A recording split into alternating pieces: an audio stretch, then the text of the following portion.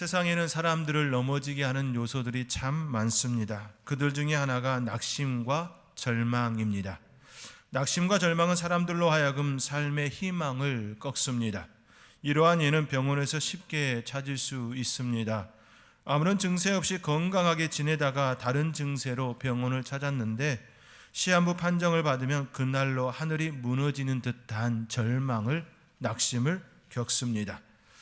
어제와 오늘의 별반 차이가 없음에도 의사 선생님의 말 한마디는 삶의 기로에 서게 합니다. 반대로 힘들게 병중 생활을 하는 중에 의사 선생님의 희망의 말 한마디는 환자로 하여금 매우 큰 힘을 얻게 합니다. 이 둘의 차이는 낙심과 기대감입니다. 낙심은 우리로 하여금 살맛을 상실케 합니다. 그러나 기대감은 없는 힘도 일어나게 합니다. 내일을 향해 힘찬 발걸음을 내딛게 합니다. 그렇다고 삶의 환경이나 기타 조건들이 갑자기 좋아지는 것은 아닙니다. 내 안에 일어난 심적 변화일 뿐입니다. 그렇기에 삶의 환경보다 더 중요한 것은 그것을 바라보는 내 마음의 변화입니다. 이는 어떤 것을 바라보는 시각의 중요성입니다. 그런 측면에서 낙심과 기대감은 오늘과 내일을 좌우하는 매우 중요한 열쇠가 됩니다. 사랑하는 성도 여러분, 최근 여러분의 삶에 낙심케 한 것들은 무엇이 있습니까? 그것에 대하여 어떻게 반응하셨습니까? 그와는 반대로 기대감을 주며 설레게 했던 것들은 무엇입니까? 그 설레임 속에 얼마나 행복해 하셨습니까? 기대감이 생기면 살맛이 일어납니다. 최근 우리는 더욱 힘든 시점에 놓였습니다. 잠잠해지던 코로나19가 급속히 퍼지고 있습니다. 대림절과 성탄절을 비대면으로 예배드리는 안타까운 일이 우리 가운데 일어났습니다. 그렇다 할지라도 중요한 사실은 우리 구주 예수님이 우리 안에서 사라진 것이 아니라는 사실입니다. 오히려 분주함과 다른 것에 시선을 빼앗겼던 것들로부터 더욱더 주님께 집중할 수 있는 시간을 우리는 부여받았습니다. 오히려 주님과 함께 이 시간을 경건하게 보내며 내일의 희망, 기대감을 품을 수 있는 저와 여러분이 될 수 있기를, 모든 성도님들이 될 수 있기를 주님의 이름으로 권면드립니다. 세상에는 두 종류의 사람이 있습니다. 낙심하게 하는 사람과 기대하게 하는 사람입니다. 긍정적인 사람은 기대감을 줍니다. 그러나 부정적인 사람은 낙심을 부여하지요. 믿음의 사람은 기대감을 줍니다. 반대로 불신의 사람은 낙심을 선물합니다. 여러분은 어떤 부류에 속하십니까? 낙심으로 이끄는 사람입니까? 아니면 기대감을 주는, 기대감으로 이끄는 사람입니까? 피스메이커는 기대감을 주지만 트러블 메이커는 낙심을 줍니다. 하나님의 사람은 기대감으로 이끄는 사람입니다. 그렇다면 우리는 기대감을 주는 사람이어야 합니다. 어느 곳에 있든지 누구를 만나든지 그 사람과 함께하면 참 기분이 좋아지고 기대감, 내일의 희망이 보인다라고 하는 이야기를 들을 수 있어야 합니다. 기도하는 사람은 기대감을 줍니다. 기도한다라고 하는 건 하나님께 받는 응답을 기대하고 있기 때문입니다. 하나님께서 내게 베풀어 주실 그 삶의 축복을 바라보고 있기 때문입니다. 또한 말씀을 사모하는 사람은 기대감을 줍니다. 왜냐하면 말씀 속에는 하나님의 약속이 들어가 있기 때문입니다. 하나님의 약속을 부여잡고 이 말씀이 내 삶 가운데 이루어질 것을 기대하며 하나님의 말씀을 바라보고 있기 때문입니다. 묵상하기 때문입니다. 그러나 세상은 낙심을 주고 있습니다. 이기적이고 탐욕스러워지고 있습니다. 세상은 점점 더 불신으로 가득해지고 있습니다. 여기에 교회도 어느 순간 세상 풍조에 휩쓸리고 있습니다. 희망을 주어야 할 교회가 낙심을 주고 있습니다. 그 이유는 예수 그리스도를 최고로 여기지 않기 때문입니다. 교회, 예수님의 자리에 다른 것들이 자리하고 있기 때문입니다. 예수님의 자리에 인간이, 예수님의 자리에 물질이, 예수님의 자리에 권력이 차지하고 있기 때문입니다. 예수님의 말씀으로, 예수님의 능력으로 변화시켜야 될 교회가, 그 중심이 되어야 할 교회가 오히려 세상 풍조에 휩쓸려서 사람과 물질과 권력이 그 자리를 차지하고 있기에 세상의 희망이 아니라, 세상의 기대감이 아니라 어느 순간 낙심케 하는 교회가 되었습니다. 우리는 코로나19 가운데에 다시금 우리 교회, 세상에 있는 교회들에 대하여 다시 한번 생각해야 합니다. 대림절을 보내면서 특별히 성탄의 의미가 어떤 의미인지 우리는 다시금 깊이 우리의 마음에 새겨야 합니다. 그리하여 세상 가운데에 진정한 희망과 소망이 되어지기를 소망할 수 있어야 합니다. 우리 예수님은 세상에 기대감을 줍니다. 그러나 세상은 한 방에 기대감을 깨뜨립니다. 그럼에도 사람들은 세상에서 기대감을 계속해서 품고 있지요. 세상이 기대감을 준다고 여전히 바라보고 믿고 있기 때문입니다. 특히 정권이 바뀌면 기대감이 더욱더 커집니다. 하지만 기대감은 여지없이 낙심으로 바뀝니다. 그 이유는 세상이 줄 수 있는 한계가 있기 때문입니다. 세상은 기대감을 우리에게 끊임없이 줄 수가 없기 때문입니다. 최근에 악플과 거짓 소문으로 괴로움을 당하는 이들이 우리 주변에 많이 일어나고 있습니다. 악플 때문에 자신의 귀한 생명을 버리는 일들도 우리 주변에 일어났습니다. 유튜버들의 거짓 소문으로 가게가 문을 닫기도 하였습니다. 악플과 헛소문은 세상에서 일어나는 일상이 되고 있습니다. 그러나 하나님의 나라는 선풀이 일상입니다. 선한 댓글, 하나님의 나라는 선함이 일상입니다. 악플은 낙심을 지나 절망에 이르게 합니다. 아니, 극단적인 죽음에 이르기까지 하게 합니다. 악플은 악플로 그치지 않습니다. 삶을 피폐하게 만들고 끝내 죽음에 이르는 자살로 이어지는 아픔까지도 이어지게 합니다. 대한민국은 자살률이 세계 최고입니다. OECD 가입 국가 중에서 세계 최고입니다. 자살률 세계 최고에는 악플도 일조하였습니다. 하루에 1328명이 태어나고 732명이 죽습니다. 그 중에 39명이 자살로 생을 마감합니다. 이는 세상의 기대감이 아니라 낙심을 가져다 주는 것임을 판증하는 것이지요. 그러나 하나님의 나라는 그렇지 않습니다. 하나님의 나라는 기대감이 충만한 곳입니다. 2000년 전에 예수님이 이 땅에 오심으로 제약된 인류에게 기대감을 주었습니다. 소망을 주었습니다. 하나님과 함께하면, 하나님의 아들 예수 그리스도와 함께하면 산 소망이 있음을 우리에게 확실히 보여주었습니다. 소망의 출구가 보이지 않는 세상에 구원을 선물로 주셨습니다. 낙심이 아니라 기대감으로 살기 원한다면, 진정으로 우리의 삶 가운데에 기대감과 소망이 있기를 소망한다면 하나님이 우리 삶의 중심이 되어야 합니다. 하나님의 아들 예수 그리스도가 우리의 삶의 중심이 되어질 때에 우리는 진정으로 기대감 속에 삶의 희망 가운데 살아갈 수 있습니다. 왜냐하면 예수님만이 희망이기 때문입니다. 예수님만이 우리에게 진정한 소망을 부여해 줄 수 있는 분이기 때문입니다. 사람들은 세상에서 기대감을 품고 살아가기를 소망합니다. 기대감으로 살려면 몇 가지가 우리 안에 있어야 합니다. 그 중에 하나가 만남입니다. 최우영 목사는 그의 책 하나님만큼 충분히 좋은 엄마에서 건강한 삶을 살기 위하여서는 자존감이 좋아야 한다라고 말합니다. 자존감은 자기를 사랑하는 마음입니다. 자존감이 무너지면 열등감에 사로잡히고 그로 인하여서 힘든 삶을 살게 되지요.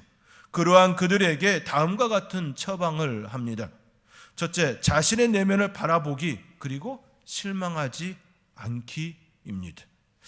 열등감에 사로잡힌 사람들은 자신의 내면을 보지 않으려 합니다. 왜냐하면 자신의 내면을 볼 자신감이 없을 뿐만 아니라 두렵기 때문입니다.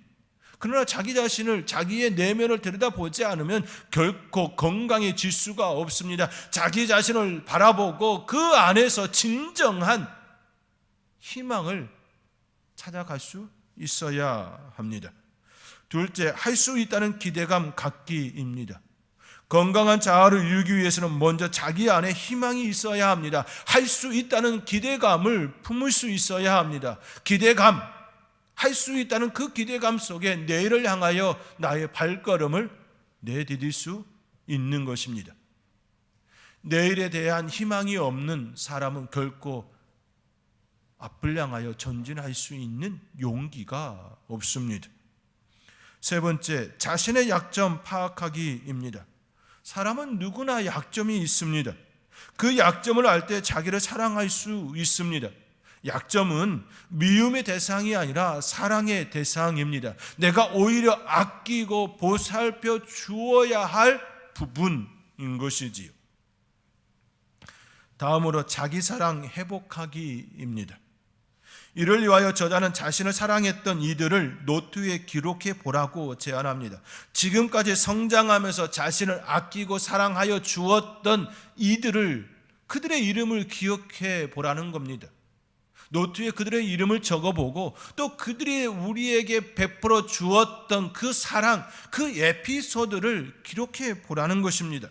이를 통해 자신 또한 누군가로부터 사랑받았던 존재이고 또 여전히 누군가로부터 받는 사랑의 존재라는 것, 그 사랑의 소중함을 느껴보라는 것입니다. 자기 자신이 사랑받는 존재이고 또 사랑받았던 존재라는 것을 깨닫는 사람은 결코 자기의 사람을, 자기의 생명을 함부로 할 수가 없습니다. 자기를 온전히 사랑할 수 있는 힘을 갖게 합니다. 이러한 밑바탕에는 결국 만남이 있습니다. 한 사람이 성장하기 위해서는 다양한 만남이 있어야 합니다. 부모와의 만남, 친구와의 만남, 선생님과의 만남, 그리고 가장 소중한 만남, 하나님과의 만남이 있어야 합니다. 인생을 살아가면서 좋은 사람을 만난다는 것은 크나큰 축복입니다. 그런데 하나님과의 만남은 좋은 사람과는 비교할 수 없는 너무나 큰 축복입니다. 좋은 사람과는 비교할 수 없는 하나님의 아들 예수 그리스도가 이 땅에 오셨고 우리 안에 오셨습니다. 이는 우주를 품는 것보다 더 큰 축복이고 기적입니다. 왜냐하면 우리 예수님은 우주보다 크신 분이기 때문입니다. 우주와 비교할 수 없는 분이 우리 안에 오셨습니다. 그러므로 우주보다 더 큰 분을 내 안에 모셨기 때문에 우주보다 더 큰 축복이 내 안에 역사되는 것입니다. 이는 하나님께서 인생들에게 주신 지상 최고의 선물, 가장 귀한 선물입니다. 사람들은 누구나 선물을 좋아합니다. 아직 산타가 부모님이라는 사실을 알지 못할 어린 아이였을 때 산타의 선물을 기다린 경험을 해본 아이들이 있을 것입니다. 또한 자녀에게 기대감을 주기 위하여서 산타의 선물을 했던 부모님들도 이 자리에 있을 것입니다. 그 이유는 자녀가 기쁨을 누리기를 바랐기 때문일 것입니다. 자녀에게 진정한 순간의 기쁨을 주기 위하여 그런 선물을 하였을 것입니다. 이처럼 선물을 싫어하는 사람은 없습니다. 대부분의 사람들은 다 선물을 좋아합니다. 대림절은 이 세상 가장 귀한 선물을 기다리는 절기입니다. 하나님께서 우리에게 가장 귀한 선물을 주신 날을 기대하며 기다리는 시간입니다. 로마서는 피조물이 고대하는 것은 하나님의 아들들이 나타나는 것이라 증언합니다. 하나님의 아들, 그가 바로 예수 그리스도이십니다. 그러나 2000년 전 예루살렘은 그렇지 못했습니다. 세상에 가장 귀한 선물로 오신 예수님을 환영하지 못했습니다. 당시의 정치가들은 예수님의 오심을 극렬히 반대하였습니다. 가장 반대한 사람들 중에 한 명이 바로 헤롯 왕입니다. 오늘 본문 3절을 보면 헤롯 왕은 예수님의 탄생의 소식을 듣고 매우 불안해합니다. 마태복음 2장 16절 이하에는 헤롯 왕이 2살 미만 아기들을 모조리 죽이라고 명령까지 합니다. 그만큼 헤롯 왕은 아기 예수님을 환영하지 않았습니다. 아기 예수님, 큰 장성한 사람도 아니고 아기 예수님, 아기를 두려워한 헤롯, 그가 가지고 있었던 권력은, 그가 가지고 있었던 여러 가지 모든 것들은 진정한 자기의 것이 아니었음을 또 증명하는 모습인 것이지요. 하나님께서 우리에게 주신 것만이 진정한 우리의 것입니다. 그것을 아는 자만이 진정한 평화를 누릴 수가 있습니다. 헤롯 왕은 그렇지 못했습니다. 그렇기에 그는 예수님을 환영하지 않고 오히려 죽이려 했습니다. 그가 자신의 권력을 위협할 인물로 보았기 때문입니다. 아기 예수님을. 그러나 그 당시 힘들고 고달픈 인생을 살아가는 이들에게는 메시아 탄생은 매우 기쁜 소식, 하나님께서 주시는 가장 귀한 선물이었습니다. 목자들이 그 기쁨을 누렸습니다. 들판에 있었던 목자들, 그 소식을 듣고 얼마나 기뻐하였는지 성경은 우리에게 알려주고 있습니다. 또한 오늘 본문 동방박사에게도 예수님의 탄생은 최고의 선물이었습니다. 그들은 2절의 말씀처럼 유대인의 왕으로 나신 이가 어디 계시냐라고 말합니다. 또한 동방에서 그의 별을 보고 그의 경배하러 왔노라고 고백합니다.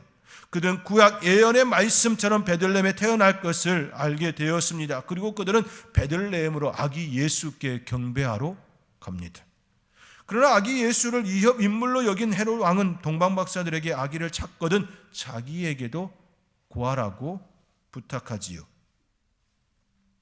이처럼 헤롯 왕이 동방박사에게 아기를 찾거든 구하라고 한 것은 그 안에 다른 속셈이 있었기 때문입니다. 겉으로는 자신도 아기 예수께 경배하겠다 말했지만 그 속내는 아기 예수를 죽이기 위함이었습니다. 헤롯 왕의 흉계를 아시는 하나님께서는 동방박사들에게 꿈에 헤롯에게로 돌아가지 말라 지시합니다. 그 지시대로 동방박사들은 다른 길로 고국으로 돌아가지요. 동방으로부터 아기 예수께 경배하러 온 박사들은 향금과 유향과 몰약을 아기 예수께 예물로 드렸습니다.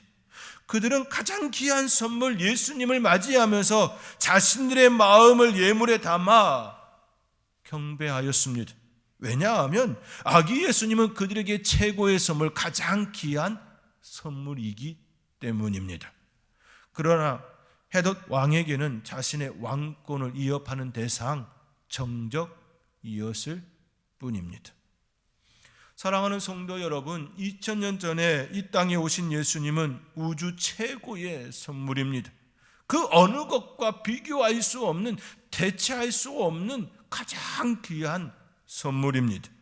이러한 날을 기다리는 절기가 바로 대림절입니다. 전 세계 교회는 성탄절을 기념일로 보내며 기념 행사를 하지요.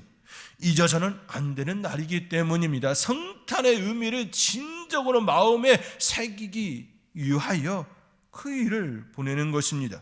또한 성탄의 의미가 변질되어서는 안 되는 날이기 때문에 성탄의 의미를 다시금 우리의 마음에 새기기 위하여 그 날들을 보내는 것입니다. 성탄의 의미는 사람에 따라 다를 수 있지만 분명한 사실은 성탄은 우리 인간에게 가장 귀한 하나님의 선물이라는 사실입니다. 이 세상에 있는 어떤 것이라 할지라도 대체할 수 있는 건 없습니다. 우주의 그 어떤 귀한 것이라 할지라도 우리 예수님과 비교할 수 있는 건 그 어느 것도 없습니다. 왜냐하면 그분은 우리의 메시아가 되기 때문입니다. 그분은 우리의 구세주가 되시기 때문입니다.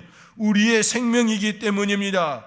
자신의 생명을 하찮은 것으로 바꾸는 어리석음은, 그런 사람은 결코 없을 것입니다. 그렇기에 예수님은 우리에게 가장 귀한 선물이신 것입니다. 우리는 이처럼 하나님께 가장 귀한 선물을 받았습니다. 그렇다면 우리도 하나님께 가장 귀한 선물을 드려야 하지 않겠습니까? 하나님께 드리는 가장 귀한 선물은 세상 사람들에게 하나님을 믿도록 좋은 환경을 만들고 전하는 것입니다. 하나님께서 그토록 바라시고 원하시는 그것, 예수님을 통하여 구원받기를 원하는 그들에게 진정한 기쁨의 소식을 전할 수 있도록 좋은 환경을 만들고 전하는 것, 이것이 우리가 하나님께 올려드리는 가장 귀한 선물일 것입니다.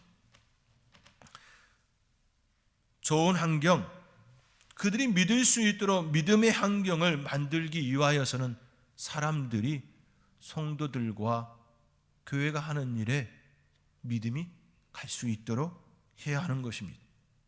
감탄이 될 수 있도록, 감동을 받을 수 있도록 해야 합니다. 성도와 교회가 하는 일을 사람들이 잘했어라고 감동이 일어나야 하는 것입니다. 잘했어라는 말을 듣기 위하여서는 결국 우리의 삶의 자리가 아름다워야 합니다. 사랑하는 사람이 되어야 합니다. 교회가 사랑의 공간이 되어야 합니다. 진정 믿음의 공간이 되어야 합니다. 그러기 위하여서는 결국 순결하고 정직하고 성실해야 합니다. 먼저 믿음을 줄 수 있어야 합니다. 그리고 서두에 말씀드린 것처럼 기대감을 줄 수 있는 성도, 기대감을 부여하는 교회가 되어야 합니다. 기대감이 아닌 실망과 낙심을 주는 사람이라면 그 사람이 전하는 소식을 쉽게 복된 소식으로 받아들이기가 어려울 것입니다. 그러므로 세상에서 가장 귀한 선물일지라도 전달하려는 사람의 태도에 따라 받아들이는 사람의 반응이 달라질 수 있음을 기억하며 가장 좋은 상태로, 가장 좋은 모습으로 전할 수 있는 센스가 우리 안에 있어야 할 것입니다. 가장 귀한 선물이니까 가치가 있기에, 그 자체의 프리미엄이 있기에 아무렇게나 주어도 귀하게 여길 거라고 생각해서는 결코 안 됩니다. 내게 가장 귀한 것이라면 그 가치에 맞게 나도 그렇게 대하며 전달할 수 있어야 합니다. 그것이 결국 우리의 삶의 자리에서 일어나야 하고 교회의 자리에서 일어나야 합니다. 또한 선물 받은 이들에게 부담이 되지 않도록 해야 합니다. 부담을 갖게 하지 않으려면 조건 없이 주어야 합니다. 우리가 먼저 하나님께 조건 없이 받았기에, 거저 받았기에, 대가 없이 받았기에 우리 역시 조건 없이 주어야 합니다. 선물은 조건 없이 주는 것이어야 합니다. 조건이 붙은 순간 선물은 선물이 아니라 뇌물입니다. 대가 없이 받은 선물입니다. 그렇다면 우리도 세상 사람들에 똑같이 그렇게 전해야 할 사명이 있습니다. 펜실베니아 대학교 애덤 그랜트 교수는 세 가지 상호성의 법칙을 제시합니다. 기버, 매처, 테이커, 즉 주는 사람, 받는 사람, 주고 받는 것이 동급인 사람, 이 세 가지를 의미합니다. 사람들은 이 세 부류에 속하는데 대부분 매처, 즉 주고받는 것이 동급인 사람입니다. 받은 만큼만 주며 살아가는 사람들이 바로 여기에 속하지요. 소수의 사람만이 기버로 살아갑니다. 주는 사람으로 살아갑니다. 주는 사람은 타인의 이익을 우선시하는 사람이 할 수 있는 행동입니다. 애덤 그랜트 교수는 기버를 선택한 사람이 성공한다라고 주장합니다. 기버로 살면 기적과 같은 일이 일어나고 생각지도 못했던 기회가 만들어진다라고 말합니다. 그 이유는 조건 없이 주는 선물에는 강력한 힘이 있기 때문입니다.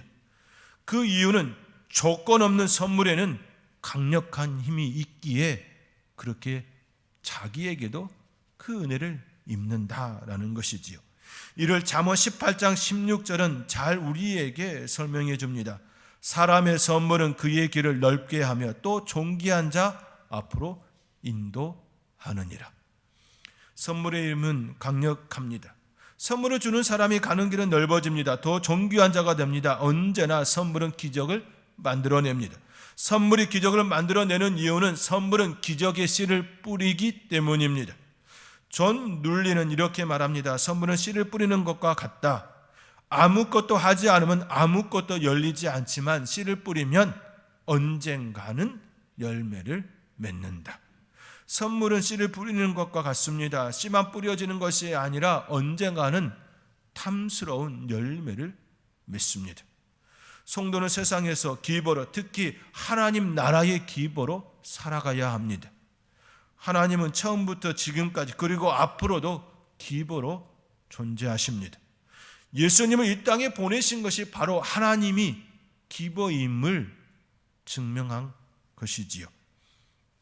예수님께서 기버로 오시다 생명 없는 세상에 생명의 씨앗이 뿌려졌습니다. 구원의 씨앗이 뿌려졌습니다. 낙심이 아니라 기대감의 씨앗이 온 세상에 뿌려졌습니다. 우리는 하나님께 가장 귀한 선물, 최고의 선물을 받았습니다. 세상의 최고의 선물은 돈이나 명예나 권력이 아닙니다. 생명입니다. 돈이나 명예나 권력은 영원하지 않습니다. 그러나 하나님께서 우리에게 주신 생명은 영원한 것입니다. 잠시 잠깐 가지고 있다 사라지는 그런 것이 아닙니다. 하나님께서 우리에게 주신 이 생명은 영원한 것입니다. 이 영원한 것을 우리만 가지는 것이 아니라 다른 사람들에게도 전해 주어야 합니다. 이는 거룩한 부담감입니다. 거룩한 부담감, 이는 성도들이 맞아야 할, 마땅히 가져야 할 마음입니다. 왜냐하면 가장 귀한 것임을 알기 때문입니다. 가장 귀한 것을 가지고 있는데 그것을 말하지 않는다면 둘 중 하나일 것입니다. 소유하고 있으면서도 그 가치를 모르고 있든지, 아니면 매우 이기적이고 탐욕일 것입니다. 나만 가지고자 하는 극단적인 탐욕일 것입니다. 그런데 중요한 사실은 이 귀한 선물은 나누어 주면 줄수록 내 안에 더욱 커진다라는 사실입니다. 세상에 있는 그것들은 자랑하면 자랑할수록 오히려 시기와 미움과 질투를 받습니다. 그러나 하나님께서 주신 가장 귀한 선물, 이 선물은 자랑하면 자랑할수록 오히려 내 안에 기적이, 내 안에 축복이 더욱 풍성하게 일어날 뿐만 아니라 세상에 기쁨을 선물합니다. 왜냐하면 기적을 동반하기 때문입니다. 가장 귀한 선물, 최고의 선물, 예수님께서 이 땅에 오시자 기적이 일어났습니다. 인생이 바뀌는 기적이 일상이 되었습니다. 보지 못하던 이들이 보고, 듣지 못하던 이들이 들으며, 걷지 못하던 이들이 걸으며, 귀신 들린 자들이 나음을 입었습니다. 꿈에서나 상상하였던 일들이 일상이 되었습니다. 앉은 병에 일어나 걸으며 뛰며 하나님을 찬양하였습니다. 절망의 사람에서 희망의 사람으로, 피 흘린 자가 고침받는 일상의 축복을 누리는 자들로 변화되었습니다. 낙심과 실패 속에서 살아가야 했던 인생들이 앞으로 나아갈 수 있는 희망의 사람, 믿음의 사람, 소망의 사람이 되었습니다. 예수님을 만나면 이처럼 일상이 기적으로 변합니다. 하나님께서 주신 가장 귀한 선물, 이 선물을 마음에 품으며 일생 복된 성도님들이 될 수 있기를 주님의 이름으로 축원드립니다.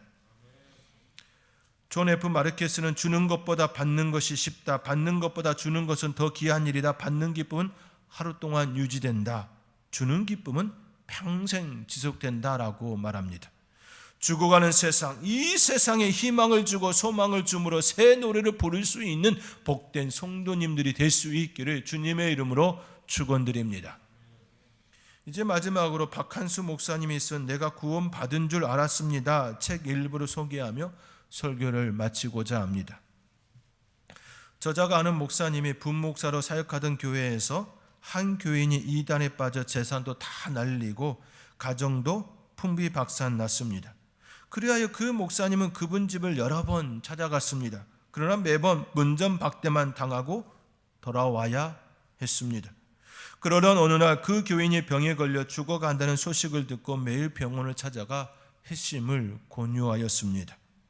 하지만 그 교인은 찾아갈 때마다 눈길 한번 주지 않았습니다. 그러다 마지막 숨을 거두기 전 그 목사님께 이렇게 얘기합니다. 죽어서 지옥에 간다면 구경 한번 해보겠습니다. 그렇게 작별 인사를 건넸습니다. 끝내 그 교인은 회심하지 않고 죽음을 맞이하였습니다. 마지막 순간에 지옥의 존재를 인정한 사람들도 있습니다. 이들이 구원을 받았는지는 아무도 모릅니다. 이성의 시대의 저자 토머스 페인은 살아생전 하나님과 내세를 부정한 사람이었습니다. 그런 그가 죽음을 앞두고 나 홀로 지옥에 가게 되었다. 악마에게 부하가 있다면 그 중에 하나는 바로 자신일 것이다 라고 말합니다. 프랑스 철학자이자 대표적 무신론자인 볼테르도 임종을 앞두고 의사에게 이렇게 호소합니다. 만일 6개월만 내 생명을 연장시켜 준다면 내 모든 소중한 것을 당신에게 주겠소. 나는 이제 두려운 지옥으로 가게 생겼소. 히틀러의 신복 중에 헤르만 게링은 전쟁 후 사형을 언도받자 아내에게 자신의 어린 딸을 교회에 데려가라고 당부합니다. 그렇습니다. 세상 사람들 중에는 누군가는 지옥이 없다, 또 누군가는 지옥이 있다 말합니다. 죽음 앞에서 지옥이 있다 고백하기도 하지요. 그러나 이보다 더 중요한 것이 있습니다. 사람들이 지옥이 있다 없다 말하는 것이 중요한 것이 아니라 내가 지옥이 아닌 하나님 나라에 갈 수 있느냐 없느냐가 더 중요한 사실입니다. 하나님 나라에 갈 수 있는 유일한 길은 하나님께서 우리에게 주신 가장 귀한 선물 예수 그리스도를 만날 때입니다. 그 선물을 받은 자만이 영원한 하나님 나라의 소망을 얻을 수 있습니다. 왜냐하면 예수님만이 생명이고 길이고 진리이기 때문입니다. 우리 하나님께서 2000년 전에 가장 귀한 선물 바로 예수 그리스도를 우리에게 주셨습니다. 사랑하는 성도 여러분, 하나님께서 우리에게 가장 귀한 선물 예수 그리스도를 보내주셨습니다. 그분을 마음에 모시고 그분과 함께 기쁨을 누리며 진정한 성탄의 의미를 이 대림절 이 기간을 보내며 맞이할 수 있는 복된 성도님들이 될 수 있기를 주님의 이름으로 축원드립니다. 기도하겠습니다. 성탄의 의미 참으로 우리의 마음에 새기며 성탄을 기다릴 수 있는 저희들 되기를 원합니다. 세상에 가장 귀한 선물 주신 하나님께 우리의 마음을 향할 수 있기를 소망합니다. 그런 우리가 될 수 있도록 하나님 붙들어 주시고 인도하여 주시옵소서. 감사하고 예수님의 이름으로 기도하옵나이다. 아멘.